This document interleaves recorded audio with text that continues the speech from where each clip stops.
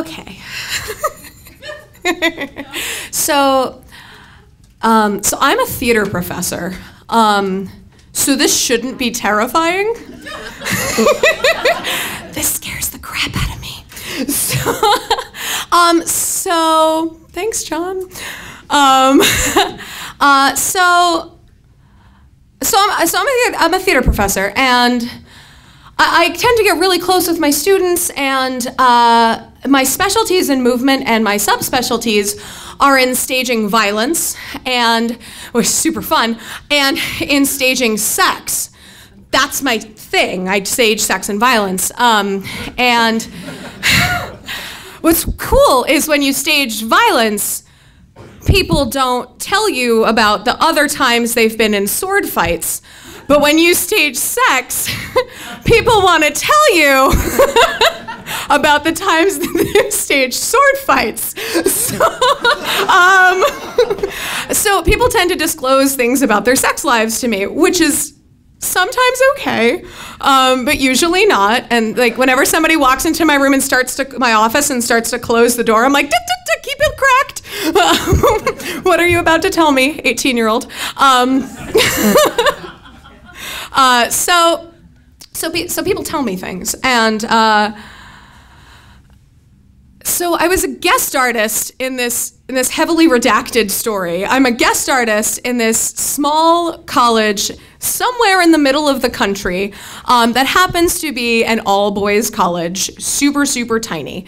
And I've been invited out there by one of a colleague of mine who also teaches theater there, and his wife teaches there as well. She's a professor of English. Trying to figure out if I'm keeping this vague enough.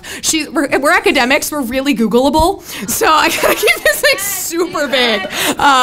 So he teaches theater, she teaches English, and I've known him, let's call him Bob. I've known Bob for a while, and I was getting to meet his wife, Janet. This is good, right?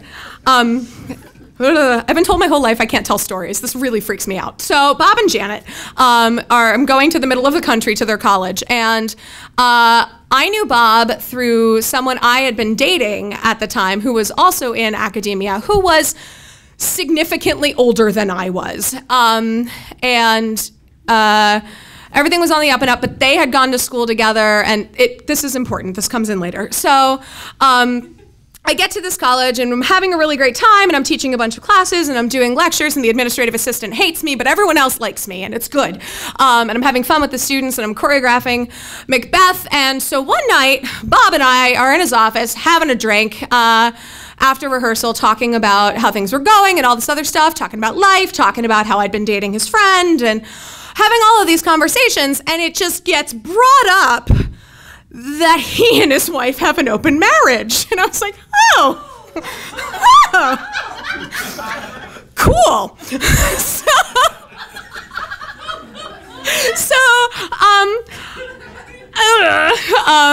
is about sharing, right? So I'm like, okay, because what do I call her, Janet? Janet is hot. So I'm like, all right. I'm here for a week, let's do this.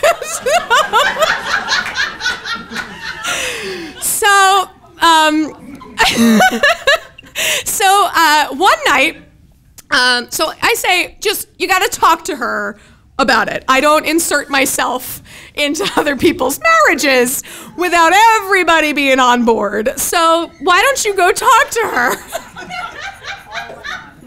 So you guys are more uncomfortable than I am. It's great. So one night I get invited over to their house for dinner, and this is really the first time in my life that I've been in the Midwest. I'm not from here. I'm from Jersey. I lived in Phoenix. This is my first winter, guys. Pity me. So I'm in the Midwest, and like we're walking through the supermarket, and I'm smiling at people, and no one's smiling back at me. And I was like, I thought this was the Midwest. I thought people were supposed to be friendly. And this is sort of a little sidebar, but Bob turns to me and says, they're not going to say hi to you. You have dark hair, so they're assuming you're Jewish. You have short hair, they're assuming you're a lesbian. You've got a weird scarf on, so you're probably a space alien. You are just a Jewish lesbian space alien to them. They're not going to smile at you. This is the Midwest. So, and now I live here, and you're all very friendly. So we buy the food for dinner, and we get back to the house, and important, Bob and Janet have 3 children under the age of 2 at this point. They have a little boy, and then they have 2 twin girls. So we're eating dinner, and the little boy has gone to bed, and the twin girls are sitting on the dining room table in their little bouncy seats.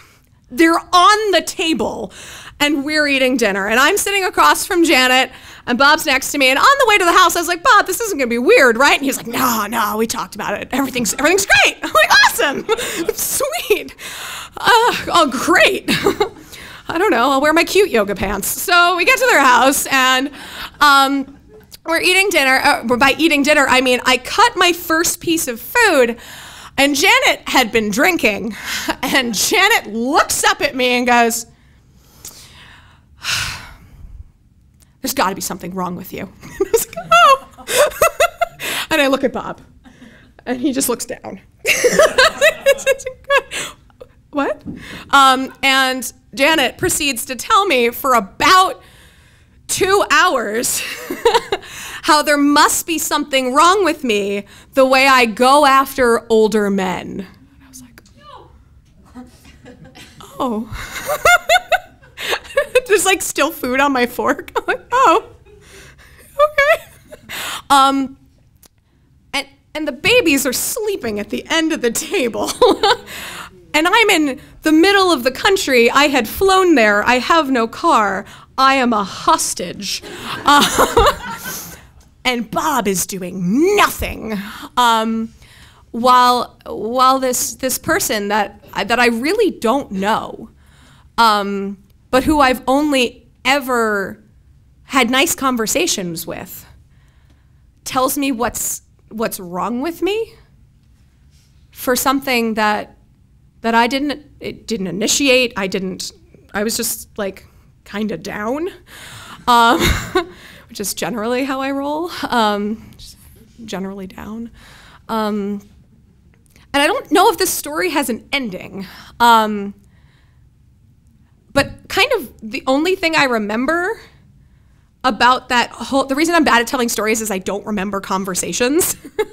But I just remembering that this person who didn't know me had just seen me as someone who could like hurt her family, I think is kind of what I got out of it. Which is not something I ever had any intention of doing, but it's kind of changed the way that I interact with people when I meet people, couples.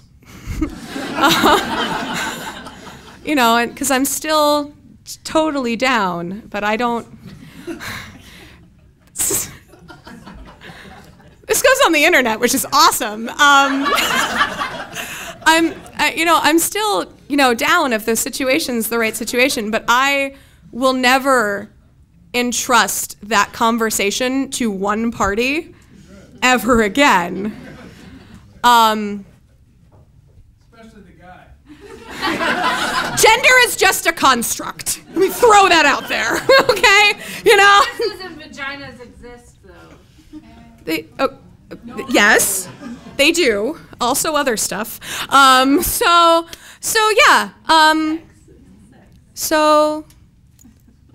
I guess I'll just always have my own conversations. And if I am ever in that situation, I will take my children off of the dining room table.